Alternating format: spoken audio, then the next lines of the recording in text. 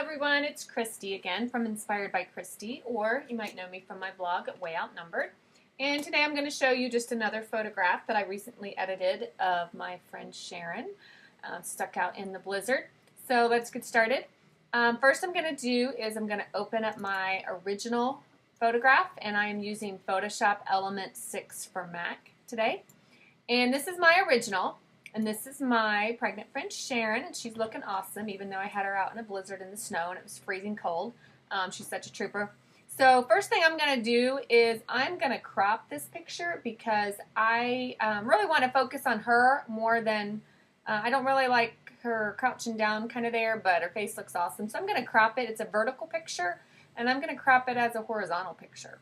I'm going to go over here to my crop tool. And I'm not going to put a restriction on it right now. I'm just going to see what looks good. I want to get her in there. I want a little bit of the hat, but I don't care if I cut it off much. There we go. I'm just going to do it just like that. There we go. And I like that better already. The focus is on her. You still see the fact that she's got a little baby belly there, but we got rid of the things that were kind of distracting. So next thing I'm going to do is she doesn't need a lot of help here, but I'm just going to clean up. There's just a little bit of dark underneath the eyes. So I'm going to go to my Enhance Levels. I'm going to check the levels first. I'm going to click Auto, which usually just brings up the contrast just a little bit. So I'm going to leave it at that. And then I'm going to go zoom in and just lighten up her under her eyes just a little bit. I click my clone tool. I go up here to the mode and click Lighten. And I'm at about, I'll take it down a little bit, I'm at about 19%. I'm going to zoom in here real close, go back to my clone tool. I'm just going to click on a part that's a little lighter, and then go up here. You can see we're just barely cleaning that up just a little bit, nothing major. I've said before, if only it were this easy in front of the mirror every morning, this would be wonderful. So there, I'm not going to do a whole lot, just a tiny bit there, and that looks better already. So I'm going to flatten my layers. There we go. Next thing I'm going to do, I'm going to use my skin softening action, which I love. It's the Baby Powder Room from Coffee Shop, and I use it on almost every single portrait I take. I just soften the skin up just a little bit to give them just that great glam look, and just make them look a little nice. So I use my white brush, and I'm going to take the opacity of the skin softening effect down to, we'll do about 26%. I'm going to zoom in real close here on the face. I'm just going to go around the face just a little bit. All it does is just smooth that out. She doesn't need a lot of help here. She's looking great, but we'll do what we can. I'm just going over that. I'm going to go down just a little bit. I always go over the neck or skin, shoulders, arms, whatever's showing there. I always go over all of that. That looks pretty good. I'm just going to keep it real light. Then I'm going to go up here to my eye define layer and just kind of go right along her lash line. I'll take my opacity up to about 71% on that. I'm just going to go right along the lash line, and all that does is just define the eyes just a little bit more. Kind of like we're just putting on a little bit extra eyeliner is all. Save her a step in the bathroom. There we go. Alright, nothing big there. So you can see just adds a little bit. I'm going to go ahead and flatten this because I'm done with that. Next thing I'm going to do, I like the lavender color that's coming out with her cami hair and her hat, and I want to enhance that. So I'm going to add some textures because I want to kind of soften the effect of the background and put more of the focus on her. And I want to bring out the lavender color a little bit more. So I'm going to add some textures, and I've got 3 textures here that I've already opened, and they're from all 3 different ones. I've got Stardust, which is from Jessica Drazen. I'm going to pull that one on over. I'm just going to bring these down to the size of my picture here.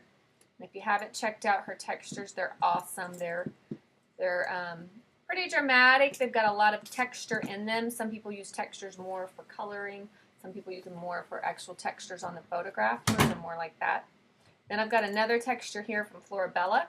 This is Ethereal, the cool version. She has warm and cool versions of a lot of her textures. I think this was from her very first texture set that she came out with. And then I've got, let's see here, Sugared Violets from Coffee Shop. These are free. She has them on thecoffeeshopblog.com. These are brand new, but I've worked with this violet one here a few times with some pictures of Sharon because I like how they add to the lavender. So I've got my 3 textures, and let's see, yeah, I'm going to leave them in that layer. Depending on how they interact with each other, sometimes I move them around. So we're going to start with the first layer. I'm going to want that to be in overlay mode. You're not going to see any difference yet because I've still got these 2 over here above it. The second layer, that's a little harsh. I don't want that much green coming through, so I'm going to put that in soft light for the. And then the third one, I'm going to put this in overlay mode too. So there is what we have with the 3 textures combined. Wow, yeah, not quite what I'm wanting yet, but we'll take care of that. Basically, I like how they look in the background. It adds a little bit of weird coloring down here. It adds, you know, the texture on there. It kind of softens up the leaves. But I definitely want to get them off of her. So I'm going to apply a layer mask to each one of my textures. This is a free action from Coffee Shop. It applies a layer mask so that you can mask out or mask in any of your textures or effects that you're working with. So I'm going to start on the top one so that you can start seeing the results right away. And I like the lavender. I wanted to pull that out in this photo, but I think that's going to be a little too much. I'm going to bring it down to probably about half. I'm at about 52% there.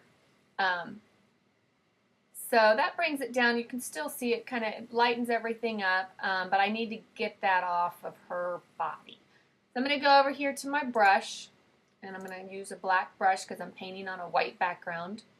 And I don't want all of it gone. I'm going to go at about 65%, and we'll see what that looks like. Let's see here. And I just kind of erase. All I'm doing is erasing that. You know what? I think that's too much. I'm going to start over by filling my my layer mask here with white. Again, I'm going to start over.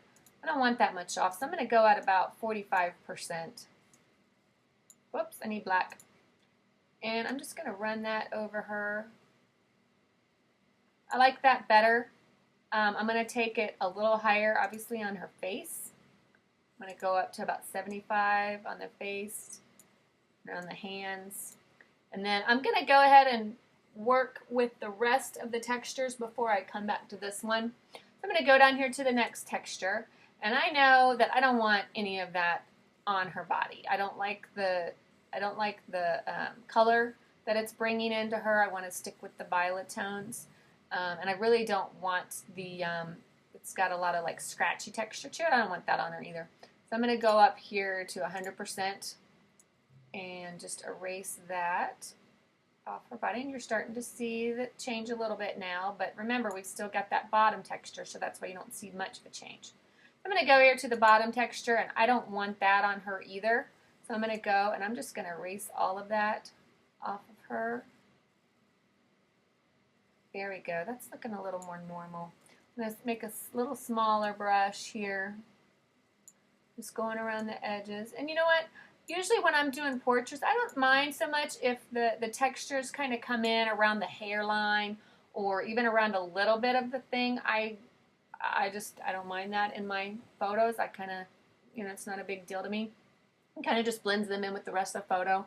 But on this particular one, I just didn't want the scratchy stuff. A lot of times I'll leave the texture on, but I didn't want to on this one.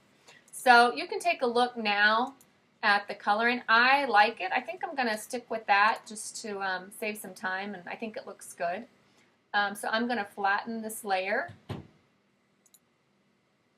There we go. I like how it changed the coloring a little bit on the background. Kind of add a little, you know, kind of darken up the edges a little bit. I like that.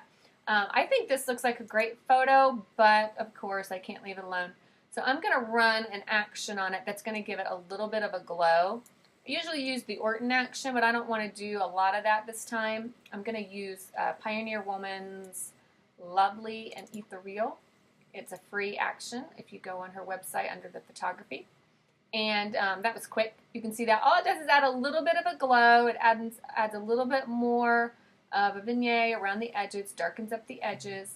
I want a little less ethereal look to it, a little less of a glow, which is strange because I'm usually doing more. So I'm going to add a layer mask to this layer.